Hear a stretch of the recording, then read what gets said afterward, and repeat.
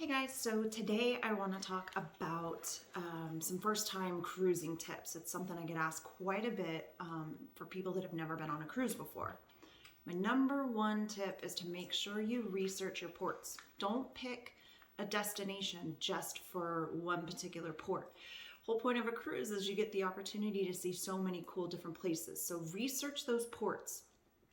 To that end, make sure for your first cruise, you book your excursions through the cruise line themselves. Reason being, they are carefully curated and vetted operators.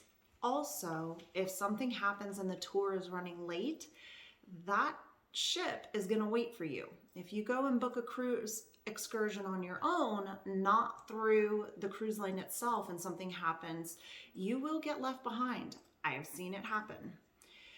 You also want to make sure that you try to keep everything in a carry-on if possible, but if not, at least have some essentials in your carry-on, such as a swimsuit, some sunscreen or toiletries, things of that nature, because sometimes with your checked luggage, it can take a while for the cruise staff to get it up to your cabin. Once you're on board, take that time to get familiar with the ship. This includes locating and going to your muster drill, which is your safety briefing on the ship and where you would meet in case of emergency. Get all that boring stuff out of the way first so that you are ready once you hit sail away to enjoy the deck party at hand and to have your vacation off on the right foot. Another big thing, make sure you plan any specialty dining that you want to do on the ship ahead of time. This is important because many times if you wait till you're on the ship, everything for the specialty restaurants, those steak houses, those chef's table experiences, things like that are already booked ahead of time. So you want to make sure you go ahead and get those reservations in there. Another big thing, if you're having a nice family cruise, those kids club, get that pre-registration done ahead of time. And this is super important because it will save you so much time once you're on the ship, because I promise you, your kids are just want to go and meet all their new friends and get going in those programs.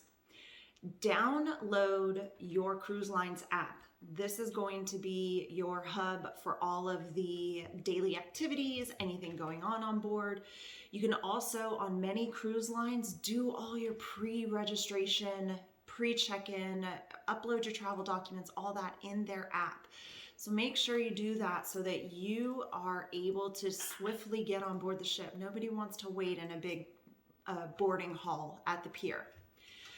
If you're flying into your port of departure, make sure you do that a day ahead of time. This is big because you don't want the stress of same day travel delays getting to your vacation.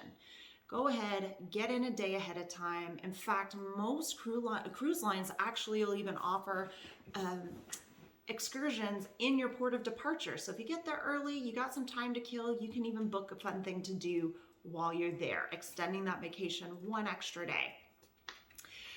Many cruise lines will also let you bring drinks of some sort on board. So research this. This is a great way to save a little bit of money. You can have, I know some cruise lines allow guests 21 and up each to bring one 750 milliliter bottle of wine, or anybody can bring on a 12 pack of soda. So this gives you some drinks to have already in your cabin to enjoy at your leisure. Last thing is, I highly recommend if you're going on vacation and wanting to enjoy the adult beverages on board, investigate your ship's alcohol packages. A lot of cruise ships or cruise lines now are including it into some of their fare, like Norwegian Cruise Line, for example, has the free at sea.